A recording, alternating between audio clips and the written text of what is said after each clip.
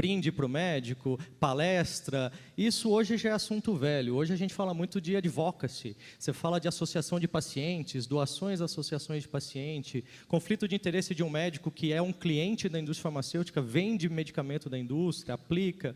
Então, você tem que entender que é um programa. E o objetivo de um programa de compliance não é garantir que tudo aconteça certo e não é tirar ninguém da cadeia, ou evitar que a pessoa entre. O objetivo do programa de compliance é um pouco acima disso. Ele é um programa que está ali para ajudar a quem quer fazer certo, saber o que é certo, ter as ferramentas para conseguir fazer o certo e aconselhamento de pessoas mais esclarecidas, talvez, mais experts no tema, como compliance officers aqui. Então, essa é a primeira mensagem, eu acho. A segunda é, assuma a sua responsabilidade.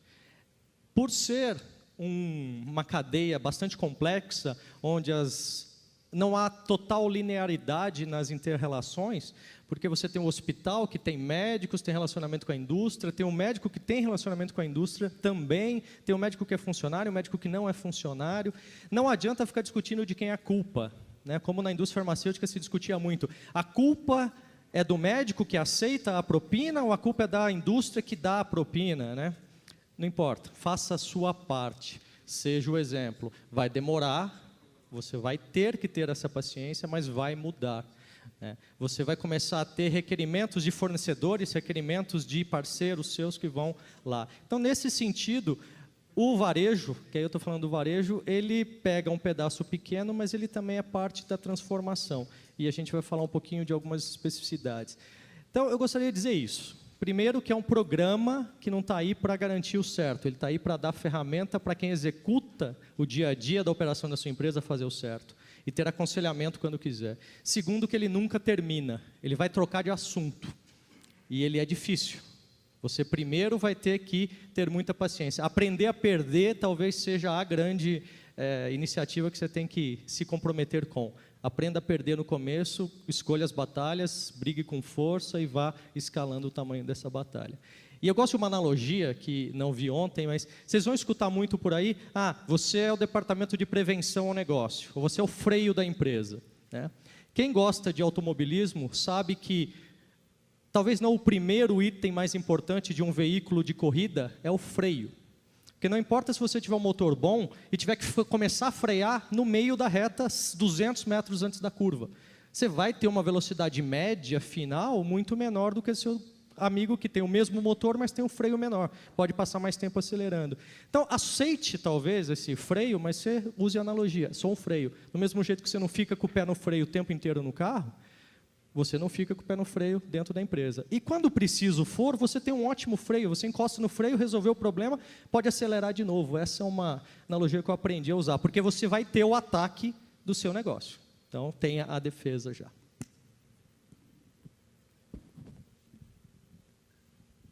Bom, muito obrigado aí por essa abertura. Eu lembro a vocês que aqui o sistema de perguntas é pelo WhatsApp, eu vou receber aqui à medida que vocês forem fazendo. Eu gostaria de começar com algumas perguntas aqui para os palestrantes. Sérgio, acho que eu vou começar com você, até porque é uma curiosidade minha, eu convivo muito com as indústrias e não convivo muito com o varejo, né? Então, eu queria escutar, assim, dentro de uma rede de varejo, como vocês têm, como é que vocês, se há alguma especificidade dessa rede, como é que vocês garantem, né, que eu vendo uma rede de varejo, eu vejo mais pessoas que devem estar informadas e ser os executores de uma política. Então, como é que funciona isso numa rede de varejo? Eu diria para você que funciona exatamente da mesma forma que funcionaria com qualquer outro membro dessa cadeia, porque o programa de compliance ele é o mesmo em qualquer ramo de negócio. O que vai mudar são os riscos que você discute. Vai mudar são os controles que você implementa. Mas falando explicitamente de um controle da indústria de varejo, né? O que o varejo faz? No fim do dia, pensando na saúde, você tem todas as interações a montante, né? Você tem a indústria registrando, a indústria visitando o médico prescrevendo, o fornecedor, a indústria vendendo para o distribuidor e o distribuidor passando isso para a rede. E hoje a gente sabe que tem muita coisa errada aí. Nós somos ali quase que o fim da cadeia, se não somos o fim da cadeia, E vamos falar de uma acusação muito comum que a indústria tinha, né? Eu fiquei 10 anos entre Novartis e Alcon também. O balconista ganha bola da indústria de genéricos para trocar a receita do medicamento de marca para o genérico na farmácia. Verdade, isso aconteceu, talvez aconteça muito ainda. Então, o que uma indústria de varejo, uma empresa de varejo pode fazer? Como a gente faz? Ninguém da loja, ninguém da operação pode receber qualquer benefício de um fornecedor. Ninguém na loja decide o que é vendido, como é colocado o seu mostruário, e só o farmacêutico tem a capacidade de fazer uma troca de medicamento. E numa loja da Onofre, sempre tem um farmacêutico presente, com exceção do almoço e jantar, que são previstos pelo CRF. Então, você começa por aí. Primeiro que na loja, você não tem liberdade para conversar com fornecedores e fazer troca, o que garante, ou visa garantir, que você não vai ter um pagamento de bola. Pegou alguém recebendo uma bola de um fornecedor? Demissão.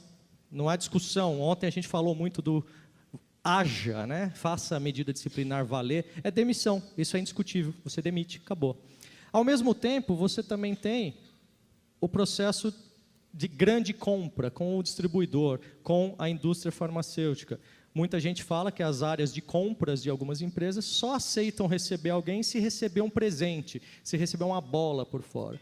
Temos também claramente treinamentos políticos que criamos e aplicamos, que nós não recebemos nada de nenhum fornecedor.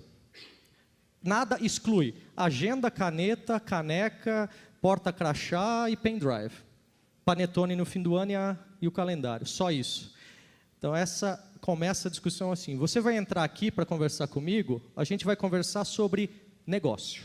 Se você tem um bom desconto, uma boa condição comercial, você vai sentar e conversar comigo na mesma condição que o seu concorrente tem, e você pode ficar tranquilo que eu vou comprar de quem tiver mais barato, ou de quem me der uma condição total melhor.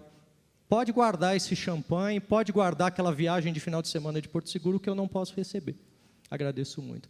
2 exemplos. O outro exemplo, a gente está falando de dispensação de produto controlado, que ela é completamente regulada, e a gente está fazendo a pressão para isso.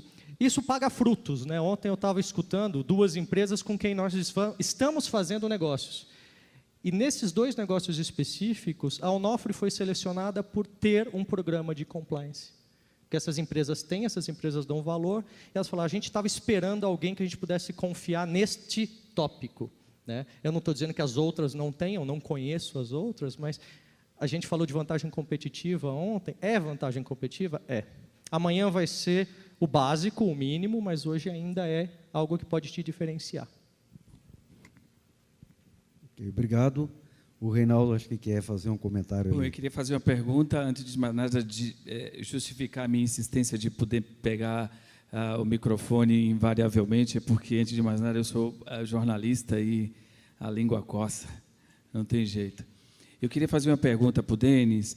A gente está acostumado a ver, como desfecho de grandes escândalos de compliance, a demissão de pessoas em cargos como o que você ocupa. O primeiro a cair é o diretor de compliance. Isso aconteceu aqui no caso da Siemens, houve a demissão do gestor de compliance. Eu queria saber de Denis se essas demissões são justas. Bom, eu não saberia te dizer se elas são justas, precisaria entender o detalhe de cada um desses casos para fazer esse tipo de julgamento. Então, obviamente, eu não vou entrar no mérito de cada uma delas. Agora, o Compliance Officer, ele não é nenhuma pessoa especial. Ele é um funcionário como qualquer outro da empresa. Por outro lado, ele tem acesso a certas situações e ele se envolve, na verdade, em algumas situações com um posicionamento muitas vezes diferente, né? Representando, na verdade, alguns interesses que são até maiores do que da própria empresa. Na verdade, o Compliance Officer, muitas vezes, ele está ali praticamente no interesse da sociedade e, obviamente, no interesse do acionista, e não necessariamente do chefe dele ou do CEO da empresa. Então, eu diria que é praticamente impossível um compliance officer, seja ele global, regional ou nacional, que nunca se envolveu, no mínimo, numa discussão acalorada. Isso, se não aconteceu, na verdade, eu nunca ouvi uma história dessa. Então, a discussão, a divergência de opiniões, ela é natural e ela tem que ocorrer. O que a empresa tem que garantir é que esse processo de divergência de opiniões seja válido, seja levado em consideração e uma decisão seja tomada que represente um benefício para a sociedade, para a empresa e para todos os stakeholders. No nosso caso, especialmente para o principal stakeholder, que muitas vezes é esquecido, que é o paciente. Quando a gente fala de cadeia da saúde, a gente está falando aqui basicamente numa indústria de dispositivos médicos, uma farmacêutica de dispositivos médicos e uma drogaria. O interesse do compliance officer tem que levar em consideração principalmente o paciente na indústria da saúde. Então, se isso vai eventualmente resultar na demissão ou não do compliance officer, eu não saberia dizer caso a caso. Porém, se tiver que resultar na demissão do compliance officer em detrimento do paciente, porque ele não fez um trabalho bem feito, pode ser o caso.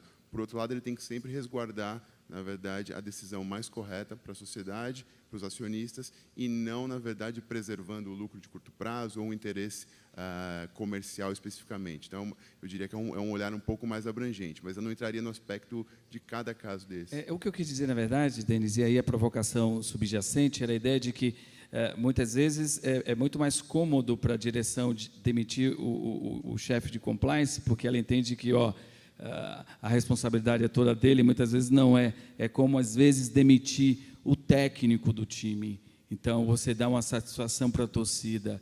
Era essa linha do que eu imaginei. Eu acho até uma analogia diferente. Seria como jogar o termômetro fora de uma pessoa com febre. O compliance officer ele vai constatar um problema e ele vai trabalhar para resolver esse problema. Como o Serpa bem ressaltou, ele é o gestor do programa de compliance. Se ele detectar um problema, esse problema tem que ser tratado. Não basta você trocar o compliance officer, o problema vai continuar existindo. Então, não é por aí. Obviamente, tem compliance officers mais competentes, menos competentes, eu não vou entrar nesse mérito. Mas, se existe um problema, trocar o compliance officer, primeiro, que não é a solução, e segundo, que, para mim, você está passando a mensagem exatamente o contrário. Jogar o problema para debaixo do tapete não só não resolve, como aumenta o problema. Tá? Denis, só fazer uma... Um deles foi porque o compliance officer era parte de um todo maior. 7 ou 8 executivos altos, incluindo o compliance officer, foram demitidos, e todos por quebra de responsabilidade fiduciária. E no outro foi porque o compliance officer ele foi usado como bode expiatório, e isso, inclusive, jogou contra a empresa na decisão final. Eu só queria fazer um parecer aqui. Meu nome é André, eu trabalho na empresa Siemens, só para fazer um esclarecimento, até para o Reinaldo. Reinaldo, o que aconteceu na Siemens não foi que teve a demissão do compliance officer. No passado, na Alemanha, quando aconteceu o caso da Siemens, o que aconteceu era que não existia um programa de compliance na Siemens e todo o board da empresa, os presidentes, os diretores imediatos, eles foram demitidos. Então, não foi, no caso específico da Siemens, nenhum compliance officer foi demitido, pelo menos lá na Alemanha, porque não existia ainda na época o programa, e aqui também, no Brasil, não aconteceu isso. E eu concordo com o que o Denis comentou. A questão de demitir um compliance officer não resolve o problema, e até porque, na nossa empresa, o que a gente tem de valor é o seguinte: a responsabilidade não é do compliance officer, é do primeiro executivo da empresa, é o CEO que é responsável por todo o programa de compliance. Ele tem, sim, a figura de um compliance officer, uma estrutura de compliance que dá o suporte para que ele administre bem a sua empresa e tenha as orientações e os controles para que isso funcione. Mas a primeira pessoa quem é autuada nesse caso é sempre o responsável da empresa, que é o CEO. Ok? Obrigado pelo comentário.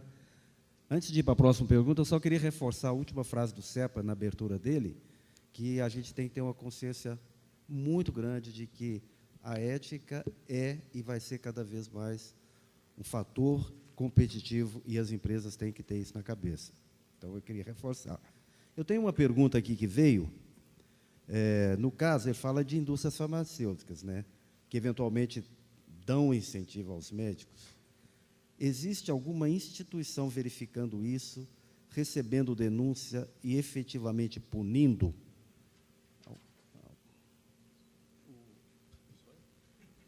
Felipe. Vou tentar responder.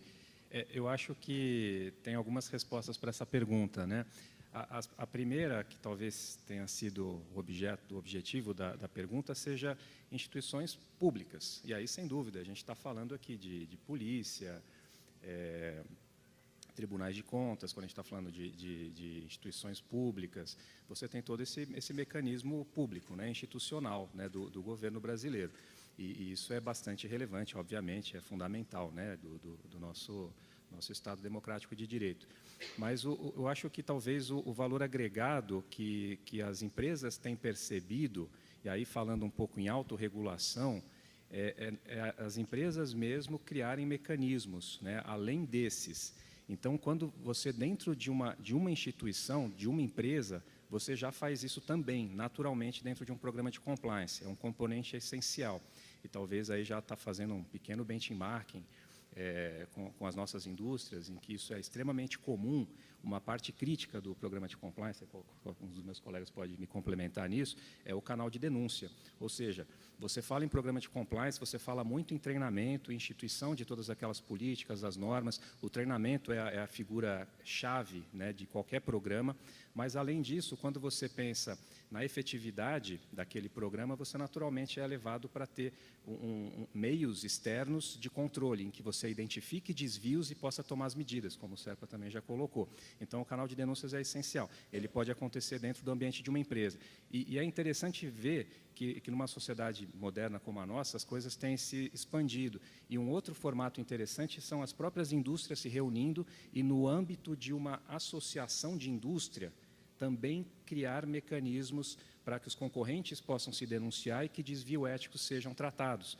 Isso acontece, por exemplo, na indústria farmacêutica, na Interpharma, para dispositivos médicos e produtos para a saúde em geral, na BIMED isso tem sido desenvolvido, é uma prioridade da associação. Então, são mecanismos de autorregulação em que as partes contratualmente aceitam se submeter àquele julgamento e sofrer uma penalidade, que pode ser pecuniária, etc. O que não afasta, obviamente, as punições civis administrativas, como está debaixo da lei anticorrupção, e penais, Código Penal e legislações adjacentes. Bom, eu queria fazer agora uma pergunta para o Denis. Você citou ontem que teve reunião com o seu grupo de distribuidores, né? Como é que você implementa uma política com terceiros? Dá o exemplo da BD, assim, como é que se implementa uma política? Eu vou responder a sua pergunta continuando no que comentou o Serpa e você. Quando a gente fala de vantagem competitiva, há alguns anos atrás, quando eu comecei a trabalhar na área de compliance, levar o tema de compliance, ou combate à corrupção, a empresas nacionais, muitas vezes a distribuidores, era uma coisa dolorosa, quase. Eu diria que não era, provavelmente, o primeiro item da agenda de nenhum distribuidor. Era quase uma imposição da indústria, da multinacional, e era um diálogo um pouco truncado. Isso veio melhorando ao longo dos anos por uma série de motivos, desde a conscientização que foi sendo criada até agora os próprios casos que a gente tem visto na mídia mais recentemente. Mas essa relação da BD com os distribuidores vem melhorando há vários anos. E agora não é mais uma coisa forçada, mas é uma coisa que eles nos buscam. Então, virou uma relação muito mais proativa no sentido de como a BD pode compartilhar conhecimento com os seus distribuidores. Então, para trazer um pouco do exemplo do que a gente fez ontem, não foi uma reunião de compliance, não foi uma reunião regulatória com os distribuidores, foi uma reunião de negócios com esses distribuidores, onde um dos componentes era exatamente tratar de boas práticas de compliance, boas práticas de combate à corrupção. E aí, um desses componentes dessa reunião foi auxiliar os distribuidores com algumas informações, e uma dessas informações foi exatamente o Código de Conduta da BIMED, da qual a BD faz parte. Então, levar informação relevante para que empresas que talvez não tenham ainda uma estrutura, para ter o essencial de conhecimento de alguns temas que são bastante críticos no nosso segmento, e também compartilhar os nossos recursos com eles, para que eles possam ter um programa melhor, ter, na verdade, uma gestão melhor de risco internamente nas suas companhias. Isso é uma coisa que funciona bastante, especialmente por uma abordagem muito mais prática. Um dos feedbacks que a gente recebeu ontem foi de que algumas indústrias ainda, na verdade, impõem um programa e não explicam como isso funciona. Então, na verdade, um monte de papel, uma série de políticas escrito num idioma bastante complicado, que é o português jurídico, e eles exatamente não entendem como isso se converte em prática. Ou seja, tudo bem, eu tenho que fazer o que é certo, mas o que é certo? Para fazer o que é certo, eu tenho que saber o que é certo. E quando a gente começa a tratar de práticas bastante mais objetivas, como comportamento numa licitação pública, relacionamento com concorrentes, ou não relacionamento com concorrentes, falando melhor, eu acho que esse diálogo se torna muito mais rico. Então, a gente conseguiu chegar a um nível de sofisticação com eles, onde esse diálogo é muito mais prático. e, obviamente, ele tem todo um respaldo jurídico, ele tem todo um arcabouço vindo do nosso programa de compliance, mas ele tem, na verdade, um aspecto bastante prático, bastante objetivo para que eles continuem fazendo o negócio de uma maneira correta, e usando a mesma analogia do SERPA, para que eles tenham, na verdade, bastante equilíbrio entre o motor e o freio, para que eles tenham controle dessa máquina que é bastante poderosa e acabem não se metendo em problemas. Então, acho que é nesse sentido que a gente abordou com eles ontem. Então, acho muito importante ressaltar aqui que a gente vê que é uma soma de esforços que tem sido feito por todo o setor. Seja aqui o exemplo das grandes companhias, que têm seu código, têm as suas regras internas, e tem agora o exemplo das associações, que é o caso que eu posso citar da ABIMED, onde a gente reúne todas essas boas práticas, faz um código de conduta, e aí a maior parte dos nossos membros também são pequenas empresas, que não necessariamente têm, digamos, recursos humanos para poder implementar um programa desse. Então, um papel da associação, e a gente tem feito isso de maneira cada vez mais sistemática e mais periódica, é treinar as pessoas no nosso código, porque é uma experiência fantástica. A gente renova o nosso código a cada 2 anos, porque a ética evolui, os códigos evoluem, então a gente vai buscando essas boas práticas internacionais. As nossas empresas associadas, elas nos ajudam muito nisso, e todo esse conhecimento vem e implementamos e aproveitamos para divulgar e fomentar junto às nossas associadas. O Felipe, você contou aí um pouco, né, quando você falou respondeu aquela pergunta, mas olhando o álcool, né, como que é o programa da álcool assim? Dê um exemplo prático qual que é a sistemática da álcool de fazer uma detecção e como ela faz para a punição, quer dizer, como exemplo da sua empresa. Desse processo, né? Sim. Realmente é bastante interessante, é um ponto bem relevante. Eu valorizo muito o canal de denúncia e todas as consequências, todo esse processo, como parte de um programa eficiente. Sei lá, talvez não veja tanto pela parte bonita, que é o treinamento, mas eu valorizo muito essa parte, porque realmente a gente vê, você identifica desvios e você se sente como um agente de compliance responsável por ter prevenido que aquela pessoa com desvios, com comportamento inadequado, permanecesse na organização, né? Ou não necessariamente chegasse a esse ponto, mas só para tentar resumir, então. Um programa que passa por canal de denúncia, ele basicamente se relaciona a ter um processo estabelecido em que você receba de qualquer pessoa que tenha a menor suspeita sobre um desvio ético, uma infração a qualquer política ou uma coisa mais grave, como uma fraude, para ele saber exatamente para quem reportar. E que aquele local, né, aquele endereçamento que se faz de uma denúncia, seja recebido por um especialista que seja independente do business, tá, em linhas gerais, tentando resumir isso de uma forma que não seja específica para uma indústria ou para um determinado porte de empresa, que não esteja embaixo exatamente daquele business, que não se sujeite, né, ou ao mínimo possível, pelo menos, em termos de interferência, ingerência de um superior, para que ele possa investigar aquilo, que ele tenha poder de ir para qualquer associado da empresa ou terceiro, para entender aquele caso. Então, geralmente, falando já de portes maiores, a gente utiliza pessoas com know-how de investigação, eventualmente até vindo de força policial, poderes públicos, etc., e que, fazendo essa investigação autônoma, com direito à resposta, de preferência também, em algum momento do processo, daquela parte denunciada, que ele mande isso para um comitê, e aí pode ser local, desde que nenhum dos membros do comitê esteja envolvido, evidentemente, e que esse comitê tenha também um processo, de modo que não seja específico ou que tenha um tratamento diferenciado de acordo com a pessoa, mas que ela tenha um processo para que, de acordo com o nível da infração, se tome uma medida. E aí é importante que você tenha membros, obviamente, de recursos humanos, não só área de compliance, eventualmente o jurídico, porque quais são essas medidas disciplinares?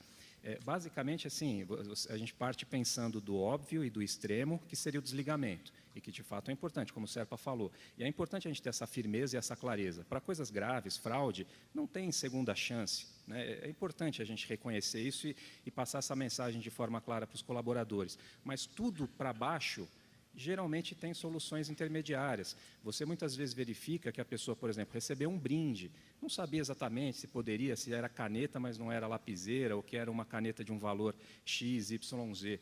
E aí, esse detalhamento você pode te identificar, acender uma luz, que você deva reforçar o seu treinamento, né?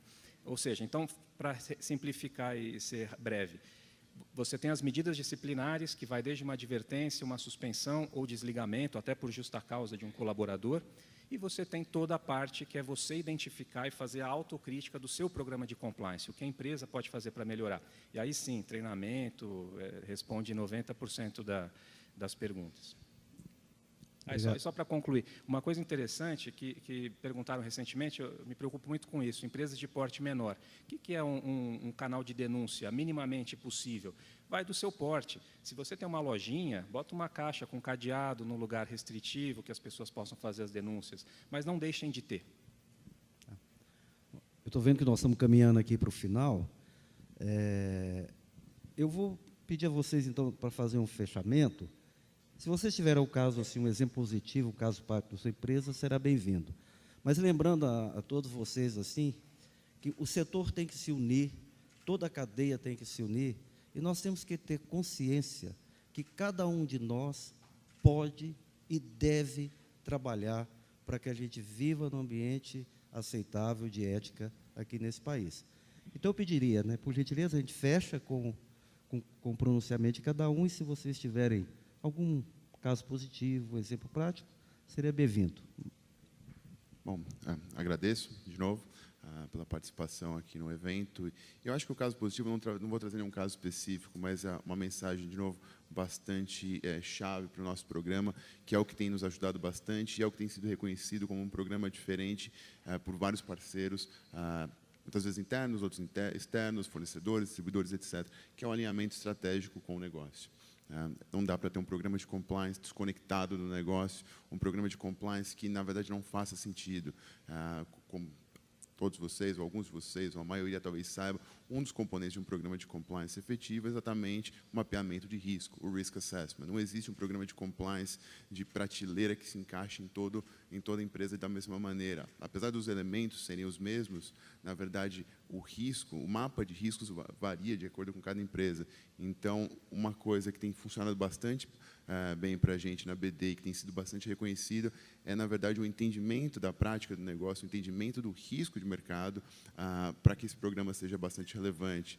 Para dar um exemplo, talvez um pouco mais específico, a BD acabou de adquirir uma empresa de um porte bastante relevante esse ano, que atua em um mercado bastante diferente, com um modelo de riscos totalmente novo para a gente, porque tem muito mais, tem uma abordagem bastante mais tecnológica, bastante focada em software, que traz uma nova gama de riscos, o que levou a própria BD a olhar o seu programa de compliance novamente e a revisar isso para que isso enderece esses novos riscos de acordo com a realidade de negócio. Então, toda a parte técnica do programa de compliance ele é bastante comum. Por outro lado, ele tem que estar muito alinhado com a estratégia de negócio para que não seja um programa de compliance irrelevante ou que não se aplique. Eu vou ser bem breve para a gente não extrapolar muito tempo.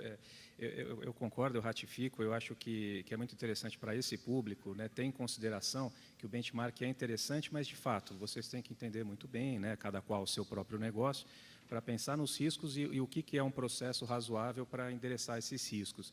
E só como comentário final, que eu acho que é interessante também, depois que a gente extrai ali o sumo, né, de todas essas políticas e todos esses processos que a gente institua, o que sobra para nós, na área da saúde, independente de onde a gente se encontra na cadeia, o benefício do paciente, é o cuidado com o paciente. E, por incrível que pareça, por mais genérico que isso pareça, isso resolve muitas questões, né? E desse princípio vão se desdobrar vários outros, e eu destaco dois aqui, que um é a independência do profissional da saúde. Então, muita das coisas que a gente faz, especialmente pensando em indústria, é que o médico realmente pense na melhor solução para o paciente, que ele tenha essa liberdade. Então, que ele não tenha uma relação promíscua, por exemplo, com a indústria para favorecer uma terapia em detrimento de outra.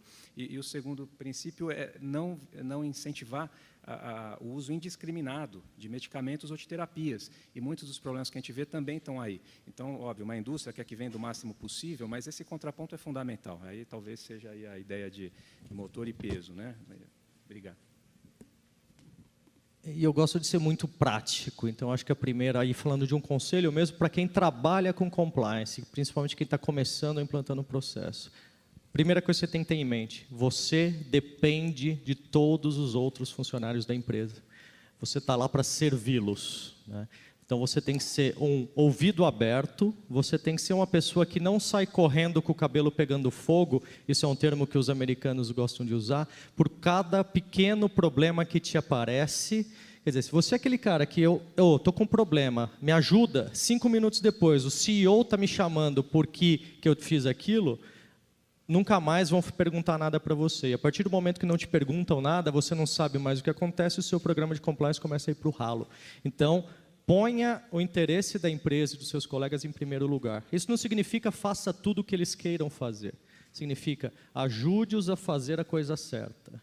Você quer, no fim do dia, você vai ser um compliance officer de sucesso naquele momento em que você for totalmente desnecessário para a sua empresa, a sua pessoa. Porque se você parar para pensar, por que eu tenho que ter uma área que tem que dizer para o resto da empresa que o certo é fazer o certo, que é cumprir a lei, que é ser ético, que é pensar no paciente? Sério, realmente. Ontem falaram aqui, né, o Deluca falou, não, mas isso não é óbvio, isso já não deveria ser parte. Sim, deveria, mas nós já falhamos como seres humanos nisso, esquece, vamos tentar recuperar. Então, nosso objetivo é ajudar o outro a fazer o certo sem depender de perguntar para mim. Acho que esse é o conselho final e, eu digo, funciona. Você consegue fazer isso. Muita paciência. Bom, muito obrigado e mais uma vez a gente agradece aqui a Diagnóstico e cumprimenta a Diagnóstico Web, em nome do Reinaldo, né, por esse excelente evento e com certeza está contribuindo para unir todos em uma causa única nossa, que é a ética. Muito obrigado, tenham uma boa tarde.